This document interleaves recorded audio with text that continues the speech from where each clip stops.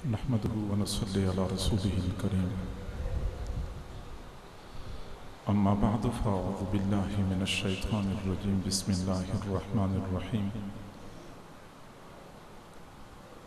الله ولي الذين آمنوا يخرجهم من الظلمات إلى النور.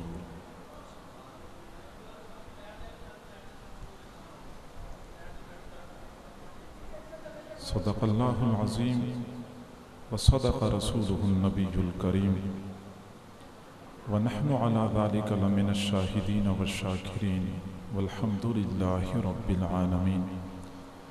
اللهم صل على سيدنا محمد وعلى آل سيدنا محمد وبارك وسلم. اللهم صل على سيدنا محمد وعلى آل سيدنا محمد وبارك وسلم. اللهم صل على سيدنا محمد وعلى آل سيدنا محمد وبارك وسلم. اللہ رب العزت کے ساتھ قرب کے دو درجے ہیں، ایک کو نبوت کہتے ہیں اور ایک کو ولایت کہتے ہیں. نبوت وہبی ہے جبکہ ولایت کسبی ہے. نبوت وہبی ہے، اس کا معنی یہ ہے کہ کوئی بندہ اپنی محنت، ذہانت، عبادت کی بدولت نبی نہیں بن سکتا. یہ اللہ رب العزت کی جانب سے انتخاب ہوتا تھا، جس کو وہ چاہتے تھے نبوت کے نور سے ان کا سینہ منور فرما دیا کرتے تھے. جبکہ ولایت کسبی ہے. کسبی کا معنی یہ ہے کہ کوئی بھی بندہ محنت کرے، کوشش کرے تو اپنی محنت، مجاہدے اور صلاحیت کی بدولت ولایت کا اعلیٰ سے اعلیٰ مرتبہ حاصل کر سکتا ہے. نبوت کا دروازہ بند ہو چکا ہے جبکہ ولایت کا دروازہ آج بھی کھلا ہے. کوئی بھی بندہ محنت کرتا ہے، اللہ تعالیٰ کسی کی محنت کو ضائع نہیں کرتا. اپنا قرب، اپنی محبت اور اپنی ولایت اپنے بندوں کے درمیان وافر طریقے سے تقسیم کرتا رہتا ہے. معزز سامعین، جب کوئی بندہ کلمہ پڑھتا ہے تو اس کے دل میں یہ حسرت ہوتی ہے، یہ چاہت ہوتی ہے کہ میں اللہ کا ولی بن جاتا. یہ ہر مومن کے دل میں ہوتی ہے. چنانچہ آپ کسی بھی بدکار، بدکردار، شرابی، کبابی بندے سے پوچھ لیں کہ آپ اللہ کے ولی بننا چاہتے ہیں، وہ کہے گا میں بننا چاہتا ہوں لیکن میں کہاں بن سکتا ہوں. چاہت ہر بندے کی ہوتی ہے کہ میں ولی بن جاؤں، اور ہمارے دل و دماغ میں یہ تأثر پایا جاتا ہے کہ شاید ولی بننا اس زمانے میں ہمارے بس کا روگ نہیں ہے. اس لیے ہم چاہت تو رکھتے ہیں لیکن ولی بننے کے لیے عملاً کوئی کوشش نہیں کرتے. اگر ہم قدم بڑھانے کا ارادہ بھی کرتے ہیں تو شیطان پہلے قدم پہ ہمیں روک لیتا ہے، ہماری ہمت پست کر دیتا ہے کہ تو ویسے کوشش کر رہا ہے. اس زمانے میں اور اس ماحول میں آپ ولی کیسے بن سکتے ہیں؟ ممکن ہی نہیں ہے. جبکہ حقیقت یہ ہے کہ جہاں اللہ رب العزت نے ولایت کا دروازہ کھلا چھوڑا ہوا ہے، وہاں اللہ رب العزت نے ولی بننا آسان بھی فرمایا ہے. ایک زمانہ تھا جب فتنے کم تھے، نیک اعمال کا دورہ تھا، دین پر عمل کرنے میں کوئی رکاوٹ نہیں تھی. اس وقت ولی بننے کے لیے زیادہ مجاہدے کرنے پڑتے تھے، زیادہ محنت کرنی پڑتی تھی.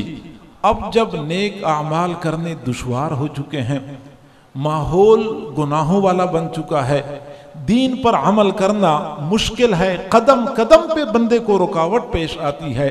اس لیے اللہ رب العزت نے بھی ماحول کی ناموافقت کو دیکھتے ہوئے ولایت کا حصول آسان کر دیا ہے. چنانچہ پچھلے زمانے میں لوگ سال ہر سال محنت کرتے تھے، ولایت کے جن مقامات تک پہنچتے تھے آج کے زمانے میں لوگ مہینوں کی محنت کر کے ان مقامات تک پہنچ سکتے ہیں۔ حضرت مولانا احمد علی لاہوری رحمۃ اللہ علیہ فرمایا کرتے تھے کہ میں ولایت کی جس مقام کو پہنچا ہوں، اس مقام تک پہنچتے پہنچتے مجھے 40 سال لگے ہیں۔ آج کوئی بندہ میرے ساتھ اس پیپل کے درخت کے نیچے 4 سال گزار دے، میں اس کو اس مقام تک پہنچا دوں گا۔ کہاں 40 سال کی طویل محنت اور کہاں 4 سال کا قلیل زمانہ۔ جی ہاں، اللہ رب العزت نے آسانی فرمائی ہے۔ آپ لوگ دیکھتے نہیں ہیں کہ مادی دنیا میں پچھلے زمانے میں لوگ جو سفر مہینوں میں طے کرتے تھے، آج کے زمانے میں وہی سفر گھنٹوں میں طے ہوتا ہے۔ مہینوں لوگ جانوروں کی پشت پہ بیٹھ کے سفر کیا کرتے تھے، گرمی سردی سے ان کا واسطہ پڑتا تھا، تو مہینوں میں بندہ سفر طے کرتا تھا۔ آج وہی سفر بندہ گھنٹوں میں طے کر لیتا ہے۔ جہاں مادی دنیا میں اللہ رب العزت نے سفر میں آسانی فرمائی ہے، وہاں روحانی دنیا کا سفر بھی اللہ نے اپنے بندوں کے لیے آسان فرمایا ہے۔ اور معزز سامعین، دنیا کا دستور ہے کہ جب کوئی چیز مارکیٹ میں شارٹ ہو جائے اس کی قیمت بڑھ جاتی ہے۔ چینی شارٹ ہو گئی، قیمت بڑھ گئی، آٹا شارٹ ہو گیا، قیمت بڑھ گئی۔ جب بھی کوئی چیز شارٹ ہو جاتی ہے قیمت بڑھ جاتی ہے۔ ایسی ہی جب اللہ رب العزت کے ہاں لوگوں نے نیک اعمال کا ہدیہ بھیجنا کم کر دیا اور نیک بندوں کی مارکیٹ میں اعمال شارٹ ہو گئے ہیں، اللہ رب العزت نے اعمال کا ریٹ بڑھا دیا ہے۔ تھوڑی محنت پہ اللہ تعالیٰ زیادہ اجر عطا فرما دیتے ہیں، زیادہ درجے عطا فرما دیتے ہیں۔ یہی وجہ ہے کہ مشکات المصابیح کتاب میں ایک حدیث ہے، حضور صلی اللہ علیہ وسلم نے صحابہ کو فرمایا کہ اے میرے صحابہ، تم ایک ایسے زمانے میں ہو کہ تم میں سے کوئی بندہ دین کے 10 حصوں میں سے 9 حصوں پہ عمل کر لے، ایک حصہ چھوڑ دے، وہ بندہ ہلاک ہو جائے گا۔ اور ایک زمانہ آنے والا ہے کہ اس میں اگر کوئی بندہ دین کے 10 حصوں میں سے ایک حصے پہ عمل کر لے، 9 حصوں کو چھوڑ دے، پھر بھی وہ بندہ کامیاب ہو جائے گا۔ یہ جو 9 حصے اور 10 حصے کا تذکرہ ہو رہا ہے، یہ اعمال مفروضہ کی بات نہیں ہو رہی، فرض اعمال کی بات نہیں ہو رہی۔ فرض اعمال تو بہرحال پورے کرنے ہوتے ہیں، یہ اعمال نافلہ کی بات ہو رہی ہے، یہ ذکر اذکار کی بات ہو رہی ہے، یہ اوراد و اشغال کی بات ہو رہی ہے کہ یہ جو اوراد و اشغال مشائخ اپنے مریدین کو بتاتے ہیں، لوگ ذکر اذکار کر کے روحانی ترقی حاصل کرتے ہیں، ان میں سے کوئی بندہ ایک حصے کو پورا کر لے، 9 حصوں کو چھوڑ دے، اللہ تعالیٰ اس کو بھی اپنا مقرب بنا دے گا۔ ایسے حالات میں ہمیں چاہیے کہ ہم اللہ رب العزت کا قرب پانے کے لیے، اللہ کا ولی بننے کے لیے عملاً کوشش کر لیں۔ مایوسی کے دائرے سے نکلنے کی ضرورت ہے۔ آج ہم میں سے اکثر لوگ، خاص طور پہ راہ سلوک پہ چلنے والے، چند دن تو ٹھیک طریقے سے چل پڑتے ہیں، آخر میں ان کو راستہ مشکل نظر آتا ہے، شیطان ان کو مایوسی میں مبتلا کر دیتا ہے، محنت کرنا ہی چھوڑ دیتے ہیں۔ حالانکہ محنت کرنا جاری رکھنا چاہیے، کیونکہ مایوس ہونا یہ کفر کہلایا جاتا ہے۔ معزز سامعین، ولی کون ہوتا ہے؟ ولایت کیسے حاصل کی جا سکتی ہے؟ اور اولیاء کے ساتھ اللہ کا خصوصی معاملہ کون سا ہوتا ہے؟ یہ 3 باتیں اس مختصر نشست میں آپ کے سامنے عرض کرنی ہیں۔ آپ توجہ فرمائیں گے تو بات سمجھ میں آ جائے گی۔ لفظ ولی ہم اردو میں بھی استعمال کرتے ہیں۔ ولی کا ایک معنی ہوتا ہے دوست، اور ولی کا ایک معنی سرپرست بھی ہوتا ہے۔ ایسے کہتے ہیں کہ لڑکی کا ولی کون ہے؟ جو نکاح میں ایجاب و قبول کر لے، اس صورت میں ولی کا معنی سرپرست ہے۔ اور عام حالات میں بندہ اللہ کا ولی ہے، یعنی بندہ اللہ کا دوست ہے۔ ہم اردو میں یہ لفظ استعمال کرتے رہتے ہیں۔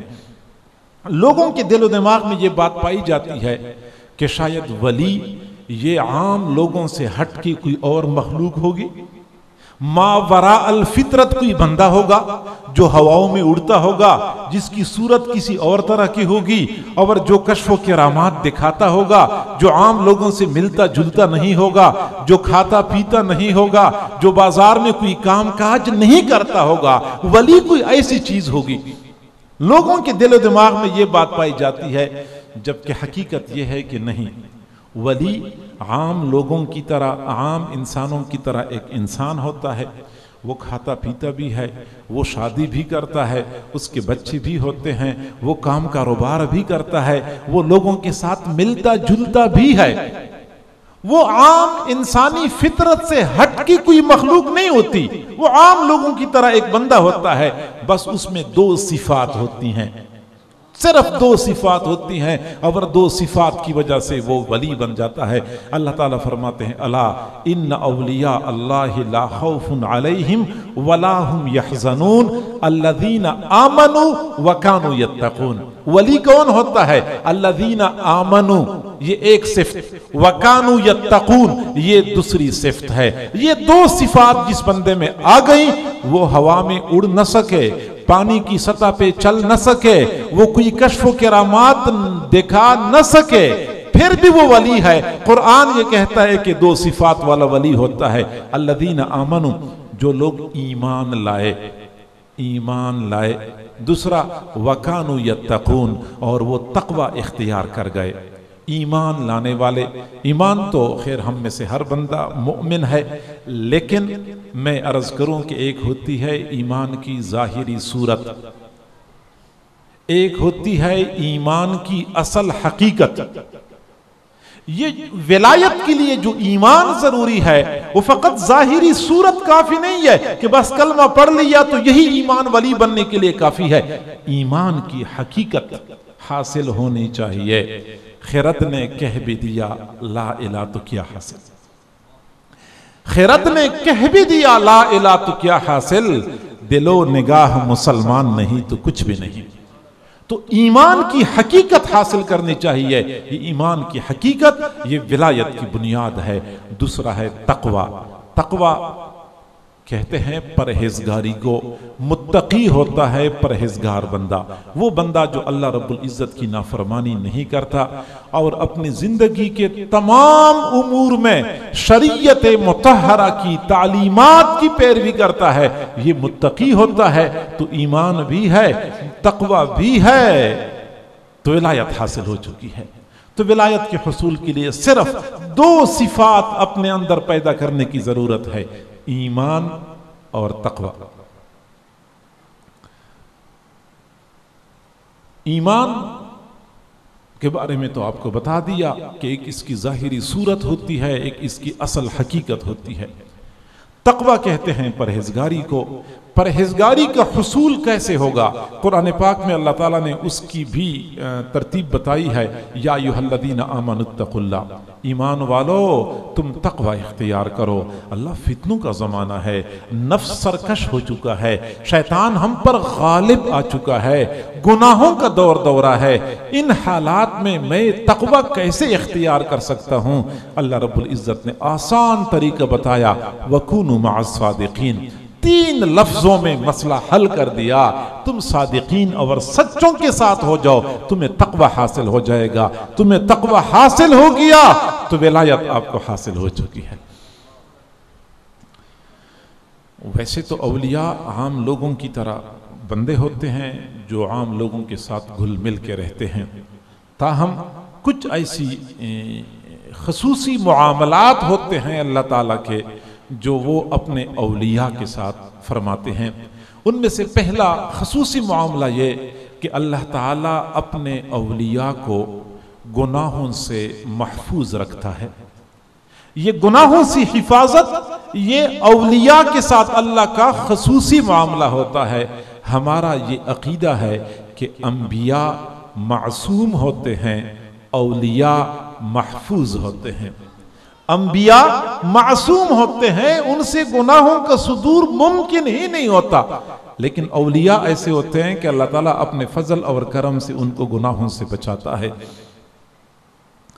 قرآن پاک میں اللہ تعالیٰ فرماتے ہیں اللہ ولی الذین آمنوا، اللہ ایمان والوں کا ولی ہے، یخرجہم من الظلمات الی النور، اللہ تعالیٰ اپنے اولیاء کو اندھیروں سے روشنی کی طرف نکالتا ہے، اندھیروں سے روشنی کی طرف نکالتا ہے، یعنی نفسانی خواہشات کے اندھیرے ہوتے ہیں جس میں بندہ گھیرا ہوا ہوتا ہے، اللہ تعالیٰ نفسانی خواہشات کے اندھیروں سے بندے کو نکال لیتا ہے۔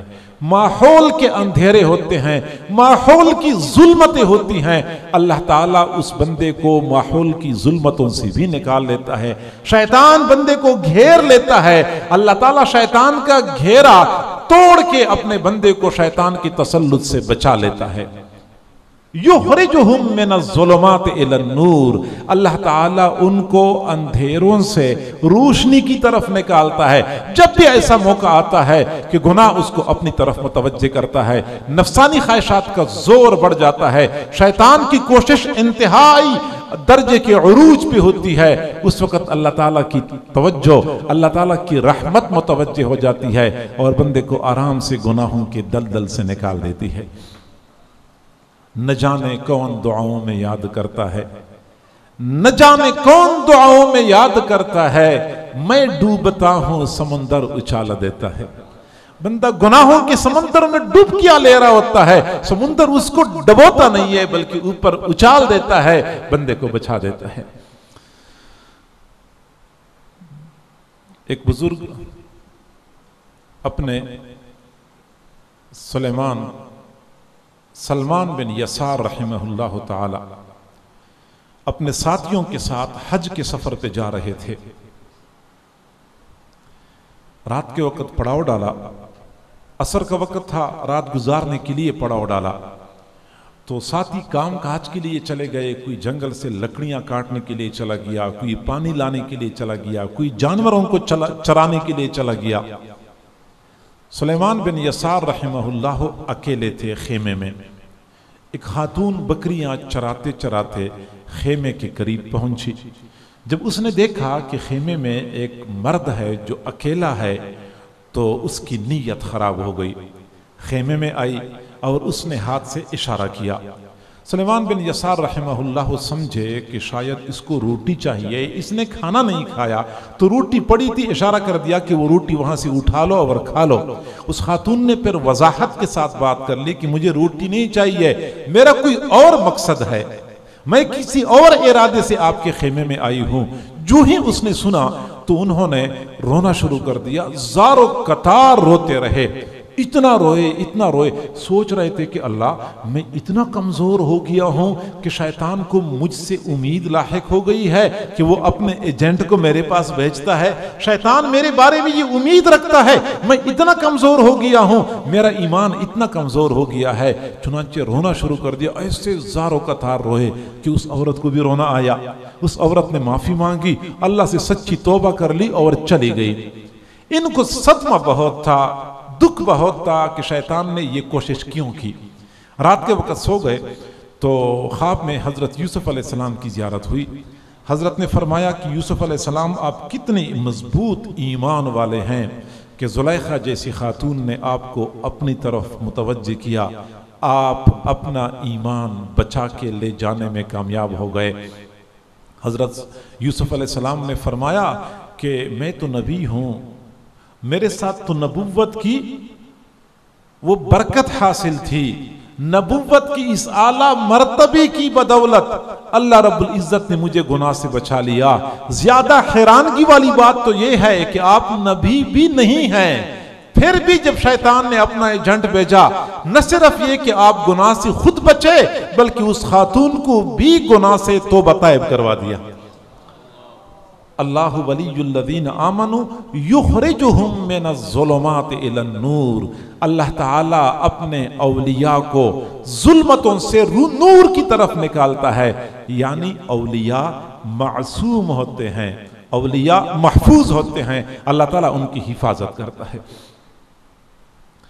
اولیاء کے ساتھ اللہ تعالیٰ کا دوسرا خصوصی معاملہ کہ جب ساری دنیا پریشان ہوتی ہے، ہر بندہ ٹینشن کا شکار ہے، کسی کو کاروباری پریشانیاں ہیں، کسی کو اولاد کی پریشانیاں ہیں، کسی کو اور غم اور مصیبتوں نے گھیرا ہوا ہے، اولیاء وہ واحد طبقہ ہے کہ تمام تر ناموافق حالات میں بھی وہ اطمینان اور سکون کی حالت میں ہوتے ہیں، حالات کتنی ہی ناخوشگوار کیوں نہ ہو۔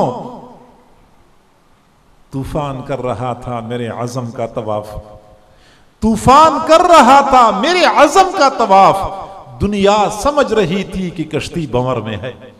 دنیا والے یہ سمجھتے ہیں کہ بندہ بڑی مصیبتوں میں گھرا ہوا ہے، بڑا پریشان ہے، جبکہ وہ ایمان، اطمینان، امن اور سکون کی حالت میں ہوا کرتے ہیں۔ اللہ تعالیٰ فرماتے ہیں الا الا سنو ان اولیاء اللہ، اللہ کے اولیاء لا خوف علیہم، نہ ان پر کوئی خوف ہوتا ہے، ولا ہم یحزنون، نہ یہ کوئی غمگین ہوتے ہیں، نہ خوف ہوتا ہے نہ حزن ہوتا ہے، اطمینان اور سکون کے عالم میں ہوتے ہیں۔ ہمارے حضرت جی نے ایک مرتبہ فرمایا کہ ایک ولی کے دل میں اتنا سکون ہوتا ہے، ایک ولی کے دل میں اتنا سکون ہوتا ہے کہ اگر اس سکون کی زکوٰۃ نکالی جائے اور شہر کے سارے پریشان لوگوں پر تقسیم کر دی جائے تو شہر میں کوئی بندہ تمہیں پریشان نظر نہیں آئے گا۔ اتنی پرسکون زندگی اللہ والوں کی ہوتی ہے۔ کتابوں میں لکھا ہے کہ ایک اللہ والے بڑے حق گو تھے، وقت کا بادشاہ کسی بات پہ ناراض ہو گیا، اس زمانے کے بادشاہ ایسا ہی کرتے تھے، کسی بات پہ ناراض ہو جاتے تھے فوراً ایسی سزا دیتے تھے کہ اس کو عبرت کا نشان بناتے تھے۔ بادشاہ غصے ہو گیا اور غصے کے عالم میں حکم جاری کر دیا کہ اس کو گرفتار کر دیا جائے، اس بزرگ کو گرفتار کر دیا گیا۔ اگلا حکم یہ جاری کر دیا کہ 3 دن کے بعد بھوکے شیر کے سامنے ڈال دیا جائے، دنیا والے دیکھ لیں کہ جو بادشاہ کا نافرمان ہوتا ہے اس کا انجام کیا ہوتا ہے۔ چنانچہ چڑیا گھر میں ایک شیر کو 3 دن تک بھوکا رکھا گیا۔ 3 دن کے بعد اعلان ہو گیا کہ آج ایک بندے کو بھوکے شیر کے سامنے دیا جائے گا، تم میں سے جس نے تماشا دیکھنا ہو تو آ جائے۔ ظاہری بات ہے کہ لوگ دیکھنا چاہتے تھے کہ بھوکا شیر بندے کا کیا حشر کرتا ہے، کیا سلوک کرتا ہے۔ چنانچہ پورا شہر امڑ آیا۔ وقت مقررہ جب آپ پہنچا، بڑے جنگلے میں شیر کو بند کر دیا گیا تھا پہلے سے، تب جب وقت آ پہنچا تو اس کا دروازہ کھول دیا گیا اور ان بزرگوں کو جنگلے کے اندر دکھیل دیا گیا، باہر سے جنگلہ بند کر دیا گیا۔ دور شیر بیٹھا ہوا تھا، اچھلتا کودتا آیا، اس کو تو شکار مل گیا، بڑا خوش تھا۔ لوگ دیکھ رہے تھے کہ شیر کیا کرتا ہے، ایسے حملہ آور ہونے کی کوشش کی، لیکن جب شیر قریب پہنچا اس نے تو حالت ہی بدل دی، سلسلہ ہی بدل دیا۔ بجائے اس کے کہ وہ اللہ والے کو کوئی تکلیف پہنچائے، الٹا اللہ والے کے پاؤں کو چاٹنا شروع کر دیا۔ بادشاہ بڑا متاثر ہو گیا، اس نے فوراً معافی مانگی اور بزرگوں کو ادب اور احترام کے ساتھ گھر پہنچایا۔ جو ہی یہ گھر میں داخل ہو گئی، بیوی نے ایک سوال پوچھا، بیوی سوالات پوچھتے رہتی ہیں کہ آپ سچ سچ بتائیں، جس وقت شیر آپ کی طرف دوڑتا ہوا، چھلانگے لگاتا ہوا آ رہا تھا، اس وقت آپ کیا سوچ رہے تھے؟ آپ اس وقت کیا سوچ رہے تھے؟ فرمانے لگے کہ سچی بات تو یہ ہے، جس وقت شیر میری طرف اچھلتا کودتا آ رہا تھا اس وقت میں یہ سوچ رہا تھا کہ معلوم نہیں شیر کا لعاب پاک ہوتا ہے یا ناپاک ہوتا ہے۔ میں تو شیر کے لعاب کے پاک و ناپاک کا مسئلہ سوچ رہا تھا، مجھے تو اس طرف التفات ہی نہیں تھا کہ چند لمحے بعد شیر نے میرا کیا حشر کرنا ہے۔ الا ان اولیاء اللہ لا خوف علیہم ولا ہم یحزنون۔ اچھا، کئی مرتبہ ایسا بھی ہوتا ہے کہ اللہ والوں پر جو برے حالات آتے ہیں وہ پریشان نظر آتے ہیں، لوگ یہ سمجھتے ہیں کہ بہت مغموم ہیں، بہت پریشان ہیں، میں نے اپنی آنکھوں سے دیکھا، آنکھوں سے موٹے موٹے آنسو گر رہے تھے، اتنا پریشان، اتنا مصیبت زدہ۔ تو میں عرض کروں کہ آنسو تو واقعی گرتے ہیں، عام لوگوں کی آنکھوں سے بھی گرتے ہیں، اللہ والوں کی آنکھوں سے بھی گرتے ہیں، لیکن فرق ہوتا ہے، ایک آنسو وہ ہوتے ہیں جو غم کی وجہ سے کسی کی آنکھ سے گر جاتے ہیں، وہ غم کے آنسو ہوتے ہیں۔ کئی مرتبہ ایسا بھی ہوتا ہے کہ ایک آدمی فروٹ چاٹ خریدتا ہے، دکاندار سے کہتا ہے ذرا مرچی اس میں خوب ڈالو، مرچی وہ ٹکا کے ڈالتا ہے، پھر بعد میں جب یہ ایک ایک چمچ لے رہا ہوتا ہے، مرچی تیز ہوتی ہیں، اس کی ناک سے پانی بہ رہا ہوتا ہے، اس کی آنکھوں سے پانی بہ رہا ہوتا ہے، پلیٹ ختم ہو جاتی ہے، لوگ کہتے ہیں کہ بڑے موٹے موٹے آنسو آنکھ سے گر رہے تھے، یہ دکاندار سے کہتا ہے کہ ایک پلیٹ اور بنا دو، بڑا مزہ آ گیا۔ اب لوگ یہ سمجھتے ہیں کہ رو رہا ہے، حالانکہ یہ رونا نہیں ہوتا، اس کو مزہ آ رہا ہوتا ہے۔ میں یوں کہہ سکتا ہوں کہ اللہ والوں پر جو غم آتا ہے، جو پریشانی آتی ہے، وہ اگر رو بھی لیتے ہیں تو ان کے رونے کی ایسی کیفیت ہوا کرتی ہے۔ الا ان اولیاء اللہ لا خوف علیہم ولا ہم یحزنون، نہ ان پر کوئی خوف ہوگا نہ کوئی غم ہوگا۔ اولیاء کون ہوتے ہیں؟ الذین آمنوا وکانوا یتقون، وہ لوگ جو ایمان لائے اور تقوی اختیار کر چکے ہیں۔ اللہ تعالیٰ اگلی بات ارشاد فرماتے ہیں، لہم البشرا فی الحیات الدنیا وفی الآخرہ، ان کے لیے بشارت ہوتی ہے، ان کے لیے بشارت ہوتی ہے دنیا کی زندگی میں اور آخرت میں۔ دنیا کی زندگی میں ان کو بشارتیں ملنا شروع ہو جاتی ہیں۔ اللہ والوں کی زندگی ایسی ہوتی ہے، آخرت کی نعمتیں، آخرت کے اعلانات، آخرت کی خوشخبریاں تو اپنی جگہ پہ، دنیا میں بارہا ان کو ایسے اشارات ملتے ہیں، ان کو یقین ہوتا ہے کہ میرا اللہ مجھ سے راضی ہے۔ یہ جو لہم البشرا فی الحیات الدنیا، ان کو بشارتیں ملتی ہیں، خوشخبریاں ملتی ہیں دنیا کی زندگی میں۔ اسی آیت کے تحت مفسرین نے ایک حدیث نقل کی ہے کہ حضرت ابو ذر غفاری رضی اللہ تعالیٰ عنہ نے ایک مرتبہ حضور صلی اللہ علیہ وسلم سے عرض کیا، اللہ کے نبی، جب ہم نیک اعمال کرتے ہیں تو دنیا والے ہماری تعریف کرتے ہیں، یہ جو ہماری تعریف ہو رہی ہوتی ہے، یہ ایسا تو نہیں ہے کہ ہمارے نیک اعمال کا بدلہ ہمیں دنیا میں دیا جا رہا ہو؟ اللہ والے اس بات سے بہت ڈرتے ہیں کہ ہمارے نیک اعمال کا بدلہ دنیا میں دیا جائے اور آخرت کے لیے ہمارے پاس کوئی نیک اعمال ہی نہ ہو۔ اللہ تعالیٰ فرمائے ٹھیک ہے، تم لوگوں نے نیک اعمال تو بہت کیے تھے، لیکن اس کا بدلہ بھی تو میں نے تمہیں دنیا میں دیا تھا، اس لیے اللہ والے بہت ڈرتے ہیں۔ تو حضرت ابو ذر غفاری نے یہ بات عرض کی، اللہ کے نبی، جب لوگ ہماری تعریفیں کرتے ہیں تو یہ وہی بشرا تو نہیں ہے، یہ وہی بدلہ تو نہیں ہے جو نیک اعمال کا ہمیں دنیا میں دیا جا رہا ہے؟ تو حضور صلی اللہ علیہ وسلم نے فرمایا کہ نہیں، تِلْکَ عَاجِلُ بُشْرَ الْمُؤْمِنِ، یہ مؤمن کو جو جلدی دنیا میں بشارتیں ملتی ہیں، یہ وہی بشارت ہوتی ہے۔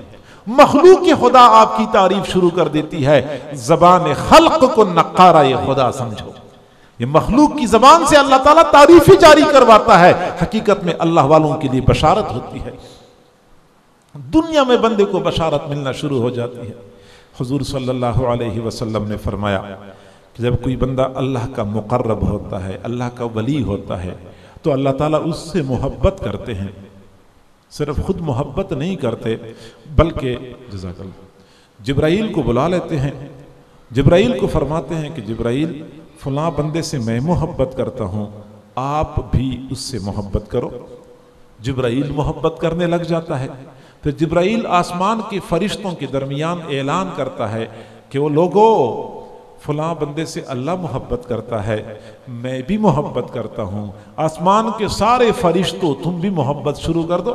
چنانچہ آسمان کے سارے فرشتے محبت کرنا شروع کر دیتے ہیں، پھر آسمان کی فرشتے زمین پہ اترتے ہیں، پھر وہ لوگوں کے درمیان اعلان کرتے ہیں۔ اعلان ایسا ہوتا ہے کہ لوگوں کے کان تو نہیں سن رہے ہوتے، لیکن لوگوں کے دل سن رہے ہوتے ہیں۔ لوگوں کے کان نہیں سن رہے ہوتے، لوگوں کے دل سن رہے ہوتے ہیں۔ فرشتے اعلان یہ کرتے ہیں کہ وہ لوگوں، فلاں بندے سے اللہ محبت کرتا ہے، جبرائیل محبت کرتا ہے، اللہ کے سارے فرشتے محبت کرتے ہیں، تم بھی اس بندے سے محبت کرو۔ زمین کے سارے لوگ اس بندے سے محبت کرنا شروع کر دیتے ہیں۔ حدیث شریف میں آتا ہے ثم یوزع له القبول فی الارض، پھر زمین کی سطح پر اس کے لیے قبولیت رکھ دی جاتی ہے۔ یہ قبولیت حقیقت میں لہم البشرا فی الحیات الدنیا وفی الآخرہ، یہ اسی آیت کا معنی ہے۔ اللہ تعالیٰ دنیا میں مخلوق کے خدا کے درمیان قبولیت عطا فرما دیتے، دنیا کی زندگی میں ان کو بشارتیں ملتی ہیں اور موت کے وقت بھی ان کو بشارتیں ملتی رہتی ہیں، موت کے بعد قبر میں ان کو بشارتیں ملتی رہتی ہیں، حشر کے میدان میں بھی ان کو بشارتیں ملتی رہتی ہیں۔ لہم البشرا فی الحیات الدنیا وفی الآخرہ۔ ہمارے نقشبندیہ سلسلہ کے ایک بزرگ تھے، بیمار تھے، طبیعت ناساز تھی، ان کی ایک بیٹی تھی، اس کا نام حفصہ تھا۔ حفصہ اپنے والد کے ساتھ اکثر کھیلتی رہتی تھی اور والد بھی حفصہ کے ساتھ کھیلتے تھے، تو والد کی طبیعت بہت زیادہ خراب تھی اور حفصہ کو پتہ نہیں تھا، بالکل چھوٹی تھی۔ وہ آئی، والد صاحب لیٹے ہوئے تھے، حفصہ نے اس کے ساتھ کھیلنے کی کوشش کی، والد صاحب کھیلنے کے لیے تیار ہی نہیں تھے۔ تھوڑی دیر بعد حفصہ نے کہا آپ میرے ساتھ کھیلتے نہیں ہیں، آپ میرے ساتھ باتیں نہیں کرتے، چنانچہ میں آپ سے ناراض ہوتی ہوں۔ حفصہ نے ناراضگی کا اعلان کر دیا اور کمرے سے نکل گئی، برآمدے میں بیٹھ گئی اور رونا شروع کر دیا۔ اور اللہ والے تھے جو اپنی کیفیت میں تھے، وہ اللہ والوں کی بیوی جو تھی وہ باہر کام کر رہی تھی، اس نے اپنے خاوند کو پکارا کہ آپ سنتے نہیں ہو، حفصہ کتنی پریشان ہے، حفصہ رو رہی ہے، آپ حفصہ کے ساتھ بات کیوں نہیں کرتے، آپ حفصہ کو منا لیں، حفصہ کو اپنے پاس بلا لیں تاکہ حفصہ راضی ہو جائے۔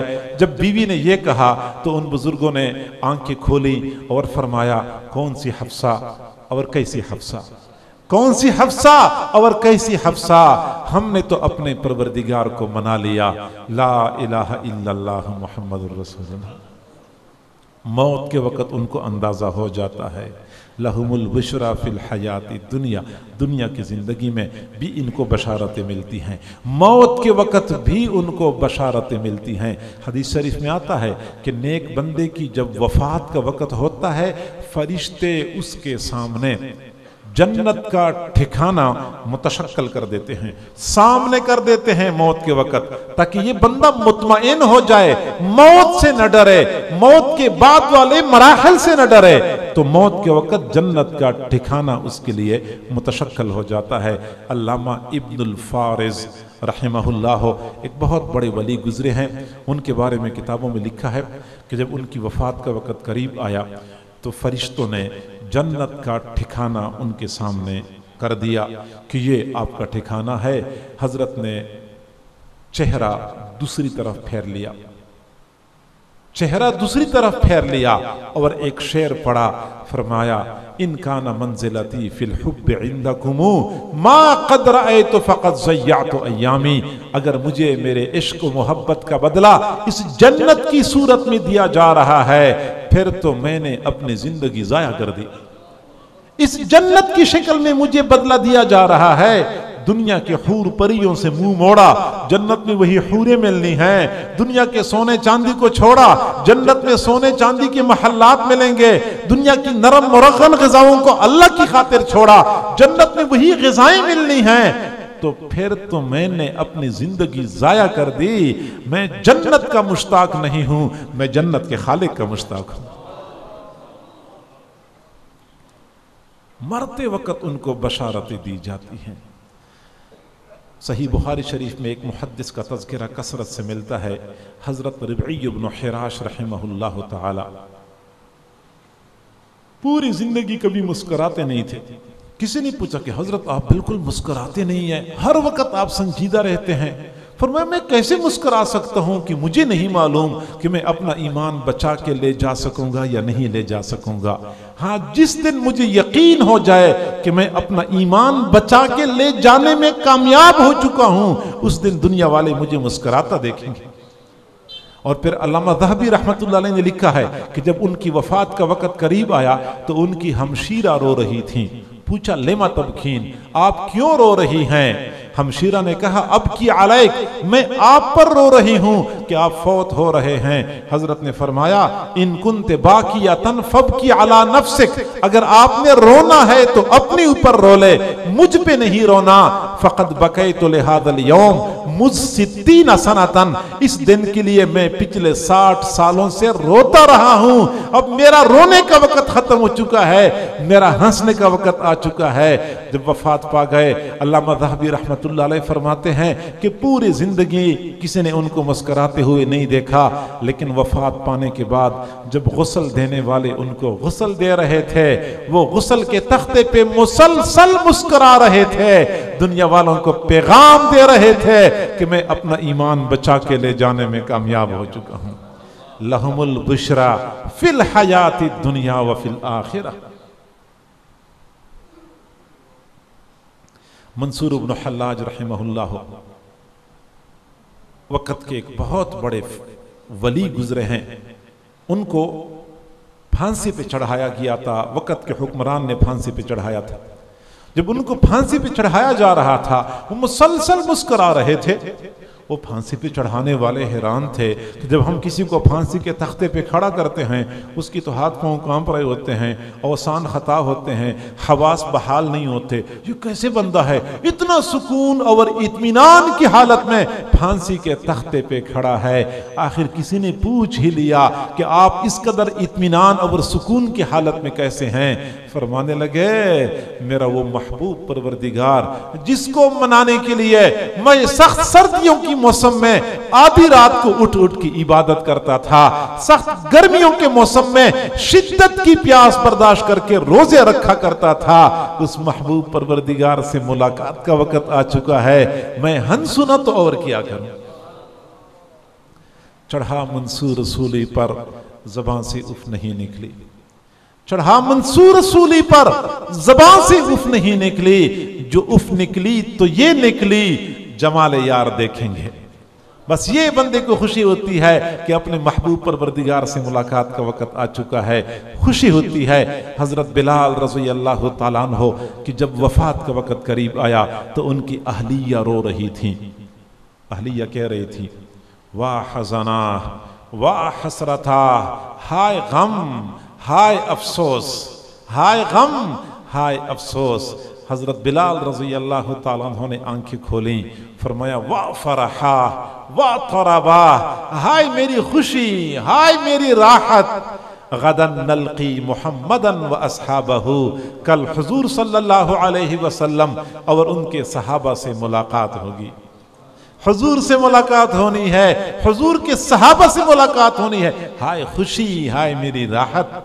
तो मौत को खुशी के लम्हात के तौर पे मना रहे होते हैं, मौत को राहत के लम्हात के तौर पे ये लोग मना रहे होते हैं। लहुमुल बुशरा फिल हयाती दुनिया व फिल आखिरा, दुनिया में बशारतें, मौत के वक़्त बशारतें, कब्र में भी बशारतें होती हैं, कब्र में भी बशारतें होती हैं। कब्र में जो फरिश्ते आते हैं सवाल पूछने के लिए, नकीर मुनकर आते हैं, वो डरावनी शक्ल में नहीं आते, खूबसूरत शक्ल में आते हैं। इसलिए तो बाज़ उलमा ने लिखा है कि जो बुरे लोग होते हैं, फासिक फाजिर लोग होते हैं, उनके पास सवाल जवाब करने के लिए जो फरिश्ते आते हैं उनको नकीर मुनकर कहा जाता है, और जो नेक लोगों के पास फरिश्ते आते हैं उनको बशीर मुबश्शिर कहा जाता है। वो बशारत देने वाले फरिश्ते होते हैं, और कब्र में उनको बशारत दी जाती है। कहा जाता है नम का नौमतिल अरूस, ऐसी मीठी नींद सो जा जैसा कि दुल्हन सोया करती है। मिशकात शरीफ की हदीस है, हुजूर सल्लल्लाहु अलैहि वसल्लम ने फरमाया कि जब किसी बंदे को कब्र में लिटाया जाता है, कब्र से लोग तो चले जाते हैं, फरिश्ते दाखिल होते हैं। जो ही फरिश्ते दाखिल होते हैं इस बंदे को बिठा देते हैं। जब इसको बिठाते हैं तो इसके लिए ऐसा मंजर बना दिया जाता है जैसे अभी सूरज गुरूब हो रहा हो, सूरज गुरूब हो रहा हो।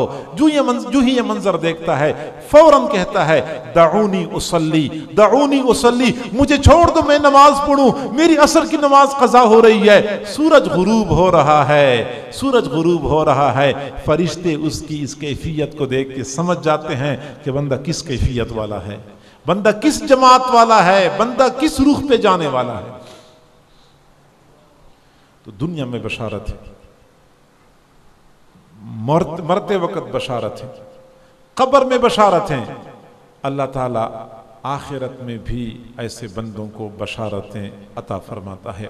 لہم البشریٰ فی الحیات الدنیا وفی الآخرہ لا تبدیل لکلمات اللہ. اللہ نے فرمایا کہ میں نے اولیاء کے بارے میں جو کچھ کہا ہے یہ پکی اور ٹھوس بات ہے، یہ پتھر پر لکیر کی مانند ہے. لا تبدیل لکلمات اللہ، میں جو بات کرتا ہوں اس میں کوئی تبدیلی نہیں ہوتی، میں پھر پیچھے ہٹتا نہیں ہوں، اپنی بات پہ پکا رہتا ہوں، اپنی بات کو پورا کر کے دکھاتا ہوں. لا تبدیل لکلمات اللہ، اللہ کے فیصلوں کے اندر کوئی تبدیلی نہیں کی جاتی. ذالک هو الفوز العظیم، یہ بہترین کامیابی ہے، یہ بہت بڑی کامیابی ہے. اللہ تعالیٰ دنیا میں بندے کو بشارتیں عطا کر دے، قبر میں بشارتیں مل جاتی ہیں، اور آخرت کے وسیع میدان میں بھی اللہ تعالیٰ بشارت عطا فرمائیں گے اپنے اولیاء کو. یہ تو اللہ تعالیٰ کی کچھ خصوصی معاملات ہوتے ہیں اولیاء کے ساتھ جن کا تذکرہ اللہ تعالیٰ نے قرآن پاک میں ارشاد فرمایا. ایک بات جو حدیث قدسی میں ہے وہ بھی اللہ رب العزت کا فرمان ہے. اللہ تعالیٰ فرماتے ہیں من عادی لی ولیا فقد آذنتہ بالحرب، جو بندہ میرے ایک ولی کے ساتھ دشمنی کرتا ہے میری طرف سے اس کے خلاف اعلان جنگ ہے. اور اللہ جس کے خلاف اعلان جنگ کرے تو اس بندے کی ہلاکت اور بربادی میں کسی قسم کا شک اور شبہ نہیں ہوتا.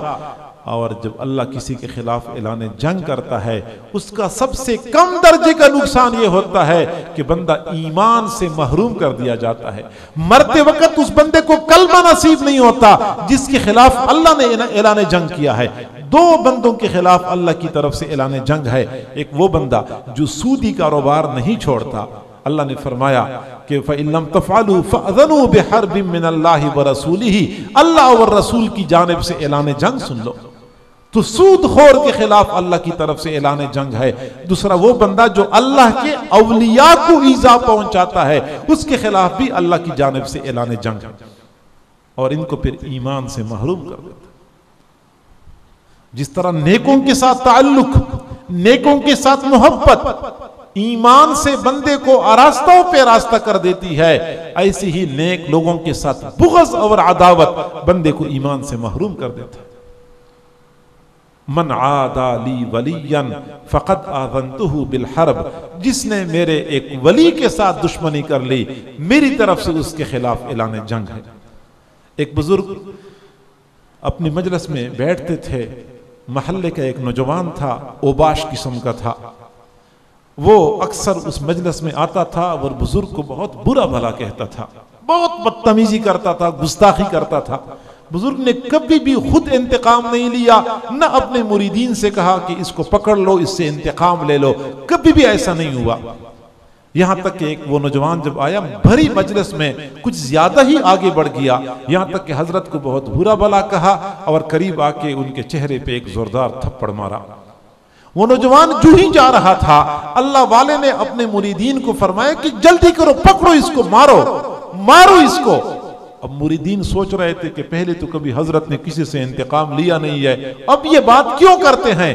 مریدین نے اس بندے کو پکڑنے اور مارنے میں سستی کر لی. وہ نوجوان آگے جا رہا تھا، تھوڑا سا آگے گیا تھا، پیر پھسلا، گردن کے بل گر گیا اور مر گیا. وہ اللہ والے نے فرمایا کہ اللہ کے بندو، میں نے تمہیں اس لیے کہا تھا کہ اس سے انتقام لے لو، اگر تم انتقام لیتے تو اللہ اس بندے سے انتقام نہ لیتا، اس کا اتنا بڑا نقصان نہ ہوتا. چونکہ تم لوگوں نے انتقام نہیں لیا، اور اللہ نے فرمایا کہ من عادی لی ولیا فقد آذنتہ بالحرب، اس وجہ سے اللہ رب العزت نے اس سے انتقام لیا ہے. اللہ تعالیٰ اپنے اولیاء کو اپنا دوست سمجھتا ہے اور اپنے اولیاء کی خاطر لوگوں سے انتقام لیتا ہے. یہ چند ایک خصوصی معاملات ہیں اللہ رب العزت کے اپنے بندوں کے ساتھ، نیک بندوں کے ساتھ. اب اگلی بات سمجھ لیں کہ ولی بننے کے لیے ایک تو ایمان شرط ہے، دوسرا تقوی شرط ہے، تیسرا سنتوں کی اتباع شرط ہے. تقوی یعنی اللہ کی نافرمانی سے بندہ بچے، ایک بال کے برابر بھی اللہ کی نافرمانی نہ کرے، یہ کامل درجے کا تقوی بندے کو ولایت تک پہنچا دیتا ہے۔ چنانچہ جو بندہ شریعت مطہرہ کی پیروی نہیں کرتا، وہ 1000 مرتبہ دعویٰ کرے کہ میں بڑا ولی ہوں، بے شک وہ ہوا میں اڑنے والا ہو، پانی کی سطح پر چلنے والا ہو، اس بندے کا ولایت سے دور کبھی تعلق نہیں ہے۔ ولایت کے لیے بنیادی شرط تقوی اور پرہیزگاری ہے۔ ولایت کے لیے ایک بہت بڑی ضروری شرط وہ سنتوں کے اتباع ہے۔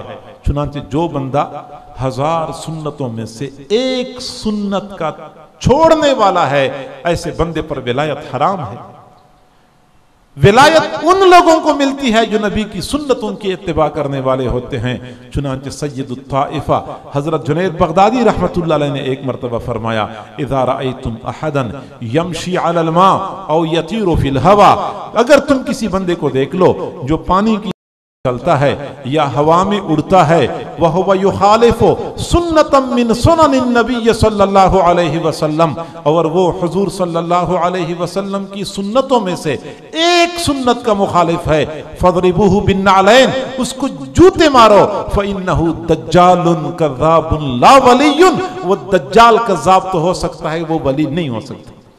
ولایت کا معیار کیا ہے؟ 1000 لوگ ولایت کے دعوے کرتے ہیں، بہت سارے دعوے کرنے والے ہیں، آسان معیار، آسان پیمانہ، آسان ترازو، اس بندے کو سنت کے ترازو پہ تولیں، اگر وہ سنت کے ترازو پہ پورا اترا تو سمجھ لیں کہ ولی ہے، ولایت کے دعوے میں سچا ہے، اور اگر وہ سنت کے ترازو پہ پورا نہیں اترا، وہ 1000 مرتبہ کشف و کرامات دکھا دے، وہ اپنے ولایت کے دعوے میں جھوٹا ہے۔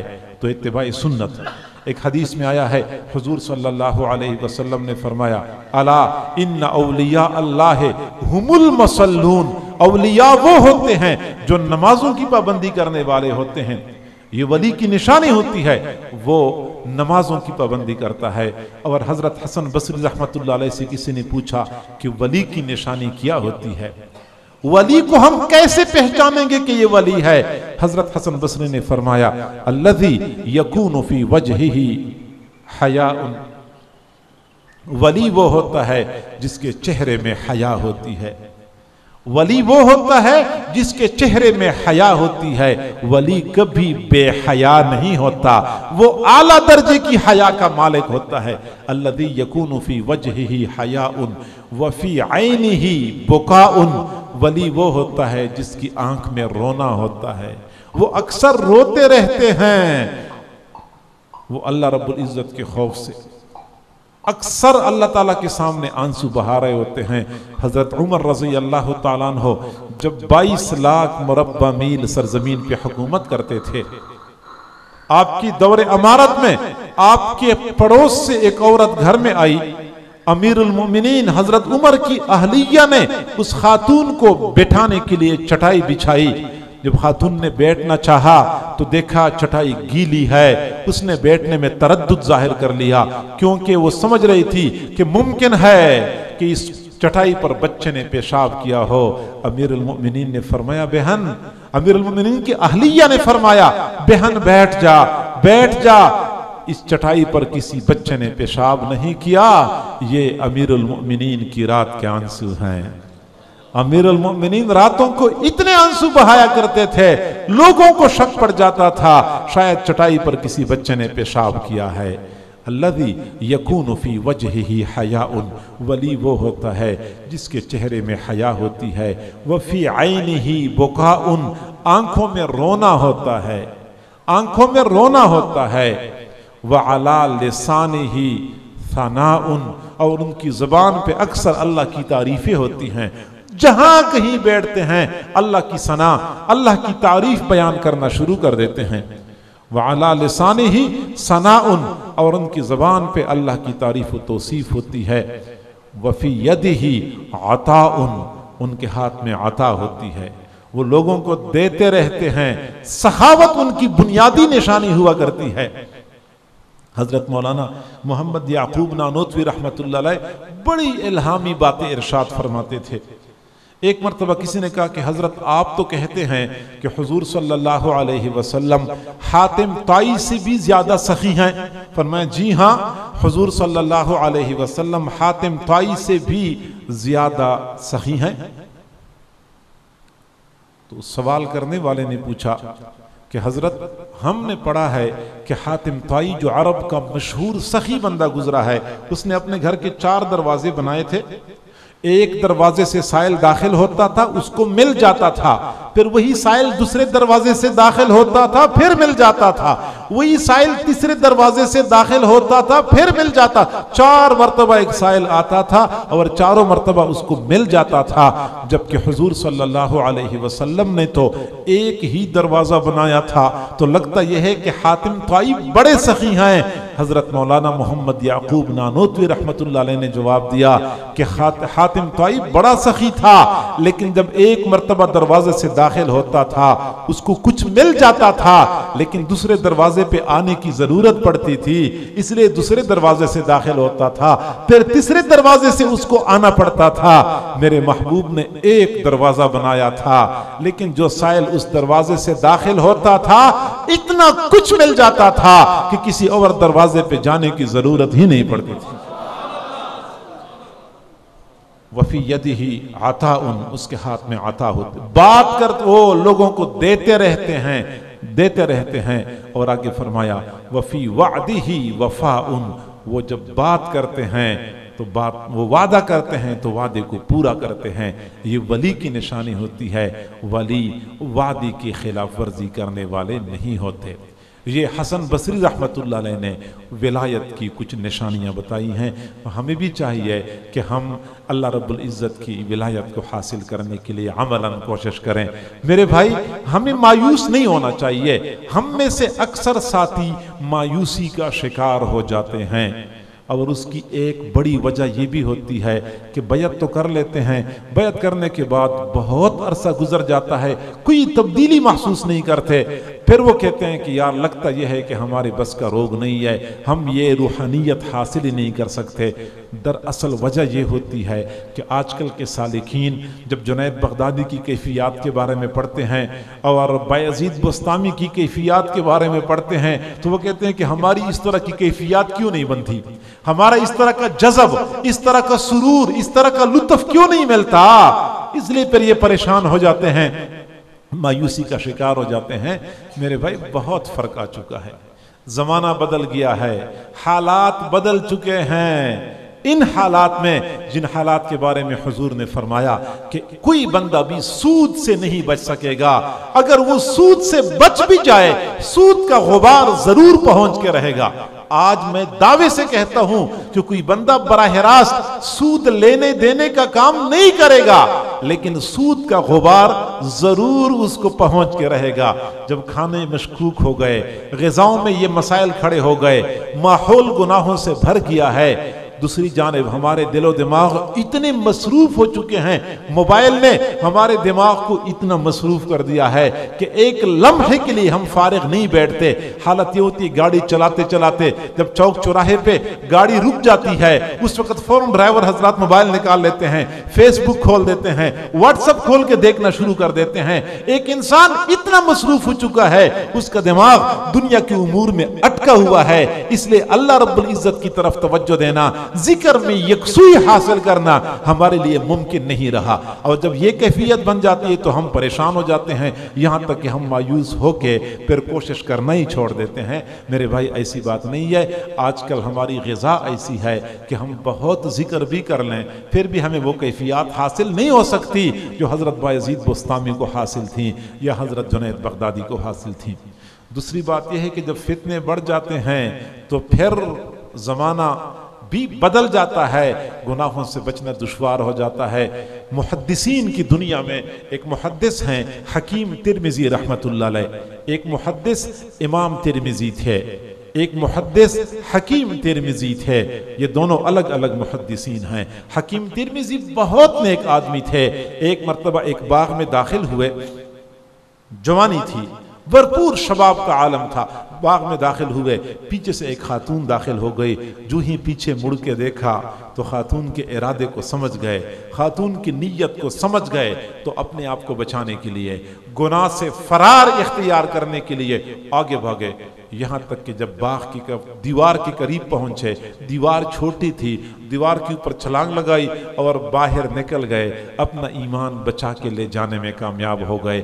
کافی عرصہ گزر گیا، سالوں گزر گئے، یہاں تک کہ جب ان کا بڑھاپا آیا تو بڑھاپے میں ایک مرتبہ بیٹھے ہوئے تھے اور جوانی کی ایام کی یاد منا رہے تھے، دل و دماغ میں وہ باتیں یاد کر رہے تھے، تو ان کو وہ بات یاد آ گئی کہ اس طرح خاتون میرے پاس آئی تھی، میں نے دیوار پہ چھلانگ لگا کے اپنا ایمان بچا لیا۔ تو یہ بات کرتے کرتے دل میں خیال آیا کہ اگر اس وقت میں اس خاتون کی چاہت پوری کر لیتا، بعد میں توبہ کر دیتا، بعد میں توبہ کر لیتا، اتنا بڑا مسئلہ تو نہیں تھا، میں اس کی چاہت پوری کر لیتا۔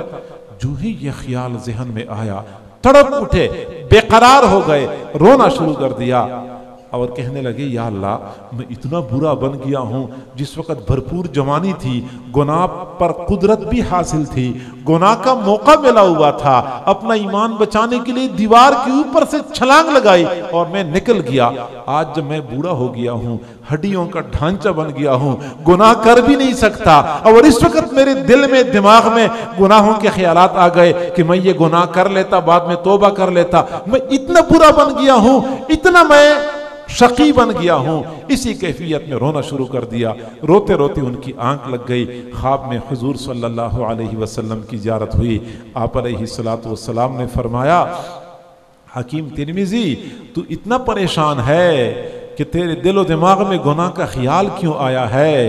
آپ یہ کیوں نہیں سوچتے کہ آپ کی جوانی کا زمانہ آپ کے بڑھاپے کی زمانے کی بنسبت میرے زمانے کے زیادہ قریب ہے، آپ کی جوانی کا زمانہ میرے زمانے کے زیادہ قریب ہے، بڑھاپے کا زمانہ دور ہو گیا، اس لیے فتنے بھی بڑھ گئے، شیطان کا تسلط بھی بڑھ گیا ہے، اس لیے زمانہ جوں جوں دور ہوتا جا رہا ہے، وہ رحمتیں اور برکتیں پچھلے زمانے والی باقی نہیں رہ رہی، اس لیے اس زمانے میں بندہ تھوڑا بہت بھی نیک عمل کرے تو اس کو خوش ہونا چاہیے، مایوس نہیں ہونا چاہیے۔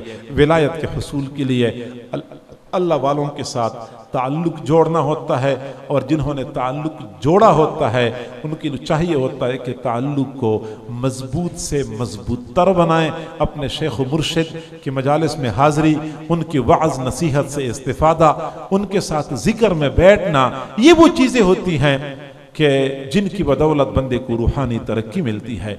عام طور پہ لوگ بیعت تو کر لیتے ہیں اپنے شیخ سے، لیکن شیخ سے پھر ان کے لیے رابطہ دشوار ہوتا ہے، شیخ سے ملاقات نہیں ہوتی، شیخ سے ملاقات نہیں ہوتی تو بندہ پریشان ہو جاتا ہے۔ لیکن خوش قسمت ہوتے ہیں وہ مریدین، وہ متعلقین جن کو اپنے شیخ کی صحبت آسانی سے دستیاب ہو، وہ آسانی سے شیخ کی صحبت سے فائدہ اٹھا سکتے ہوں۔ آپ کی اسی مسجد میں ہمارے حضرت جی کے خلیفہ مجاز حافظ بلال احمد صاحب نقشبندی مجددی دامت برکاتہم العالیہ روزانہ یہاں پہ مجلس ذکر کراتے ہیں، عصر کے بعد ختم خواجگان ہوتا ہے، اس کے بعد مراقبہ ہوتا ہے، اس کے بعد دعا ہوتی ہے، یہ روزانہ کا معمول ہے۔ تو جو احباب ان سے بیعت ہیں وہ تو لازمی طور پہ ان کی مجلس میں شرکت کر لیا کریں، اس کے علاوہ باقی احباب بھی ان مجالس میں شرکت کریں، دوست احباب کو اس کی طرف متوجہ کریں۔ اور اسی طریقے سے ہفتہ وار مجلس ہوتی ہے، جمعے کے دن مغرب کی نماز کے بعد ہفتے میں ایک مرتبہ یہاں مجلس ہوتی ہے، آپ حضرات خود بھی تشریف لائیں اور اپنے دوست احباب کو بھی ساتھ لائیں۔ فائدہ یہ ہوگا کہ آپ جب مسلسل اس مجلس میں جڑتے رہیں گے تو نیکی تقوی کا حصول آپ کے لیے آسان ہو جائے گا۔ اللہ تعالی ہم سب کو سمجھنے اور عمل کرنے کی توفیق عطا فرمائے۔ کچھ احباب نے متوفیان کے لیے دعاؤں کا کہا ہے اور کچھ احباب نے بیماروں کے لیے دعاؤں کا کہا ہے، ہم سب کے لیے دعا گو ہیں، اللہ تعالیٰ متوفیان کی مغفرت فرمائے اور بیماروں کو شفا نصیب فرمائے۔ جزاکم اللہ جزاء حسنا۔ ابھی ہم تھوڑی دیر کے لیے مراقبہ کریں گے، پھر اس کے بعد دعا۔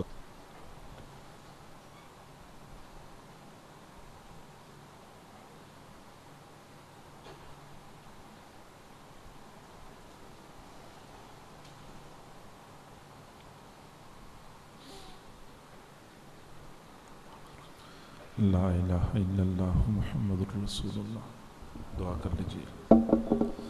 آمین۔ الحمدللہ رب العالمین والعاقبۃ للمتقین والصلاۃ والسلام علی رسولہ محمد وآلہ واصحابہ اجمعین۔ اے کریم پروردگار، ہم تیرے عاجز و مسکین بندے ہیں، تیرے سامنے دست بدعا ہیں۔ اللہ ہماری مسکنت پہ ترس کھا لیجئے، ہماری عاجزی پہ رحم فرما لیجئے۔ اللہ ہمارے گناہوں کو معاف فرما، ہماری خطاؤں کو معاف فرما، ہمارے عیبوں کی پردہ پوشی فرما، ہمیں ذلت و رسوائی سے محفوظ فرما، در در کے دھکے کھانے سے محفوظ فرما، ہماری پریشانیوں کو ختم فرما، ہماری نیک تمناؤں کو پورا فرما۔ میرے اللہ، ہم عاجزوں کے لیے گناہوں سے بچنا مشکل ہے، تیرے لیے تو بچانا آسان ہے، ہمیں گناہوں سے بچا لیجئے۔ اللہ گناہوں سے بچا لیجئے، گناہوں سے پاک صاف زندگی نصیب فرما۔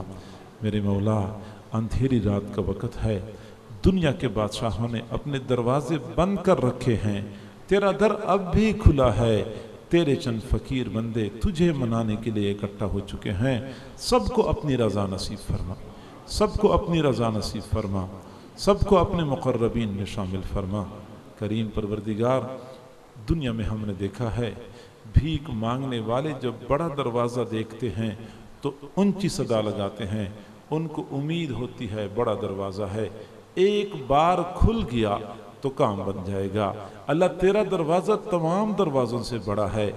گداگر جمع ہو چکے ہیں، بکھاری جمع ہو چکے ہیں، رحمتوں کی بھیک مانگ رہے ہیں، رحمتوں کے صدقے عطا فرما دیجئے۔ اللہ جتنے لوگ موجود ہیں سب کی نیک تمناؤں کو پورا فرما، بے روزگاروں کو روزگار عطا فرما، بے اولادوں کو اولاد عطا فرما، بے گھروں کو اپنے گھر عطا فرما، جن کی رزق کی تنگی ہے ان کی تنگیوں کو دور فرما، جو پریشان حال ہیں ان کی پریشانیوں کو ختم فرما، جن کے گھروں میں بیمار ہیں اللہ ان کو شفا نصیب فرما، شفا کامل عاجلہ مستمر نصیب فرما، جن کے گھروں میں جوان بچے بچیاں ہیں والدین کے لیے ان کے فرض ادا کرنے آسان فرما، جن کو مناسب رشتے نہیں ملتے ان کے لیے مناسب رشتوں کا انتظام فرما۔ اے کریم پروردگار، کتنے ایسے لوگ ہوں گے جن کے دلوں میں چھپے ہوئے غم ہوں گے، وہ کسی کو بتا بھی نہیں سکتے ہوں گے۔ اللہ تو دلوں کے بھید جانتا ہے، ان چھپے ہوئے غموں کو ختم فرما دیجئے، سب کو سکون اور چین والی زندگی نصیب فرما۔ کریم پروردگار، کئی حضرات بیمار ہیں، انہوں نے بیماروں کے لیے شفا کی دعا کی درخواست کی ہے، اللہ ان بیماروں کو شفا یاب فرما، گھر کے پانی میں ان کے لیے شفا نازل فرما، ہسپتالوں کے دھکے کھانے سے محفوظ فرما، ڈاکٹروں کے پاس چکر کاٹنے سے محفوظ فرما۔ کریم پروردگار، شفا کامل عاجلہ مستمر نصیب فرما۔ کچھ اور لوگوں کے نام لکھے گئے تھے جو متوفیان ہے، اللہ ان متوفیان کی مغفرت فرما، قبروں پہ لاکھوں کروڑوں اربوں خربوں رحمت نازل فرما، سیئات کو حسنات میں تبدیل فرما، جنت الفردوس کے اعلیٰ مقامات عطا فرما۔ جن احباب نے پروگرام کا انعقاد کیا ہے، اس کے لیے کوششیں کی ہیں، اللہ ان حضرات کی کوششوں کو برآور فرما، ان کو اپنے مقربین میں شامل فرما، دنیا اور آخرت کی بھلائیاں عطا فرما، مسجد کو نیک نمازیوں کے ساتھ آباد فرما، مسجد کا انتظام و انصرام سنبھالنے والے، امامت و خطابت کرنے والے، یہاں پہ تعاون کرنے والے تمام حضرات کو اپنے مقربین میں شامل فرما۔ ہمارے حافظ بلال صاحب کی خدمات کو بھی شرف قبولیت نصیب فرما، مزید ذوق شوق سے دین کا کام کرنے کی توفیق عطا فرما، ان کی جان مال میں برکت نازل فرما، عزت آبرو میں برکت نازل فرما، اہل و عیال میں برکت نازل فرما۔ ہماری ان دعاؤں کو اپنی رحمت سے قبول و منظور فرما۔ وصلی اللہ تعالی علی خیر خلقہ محمد وآلہ واصحابہ اجمعین برحمتک یا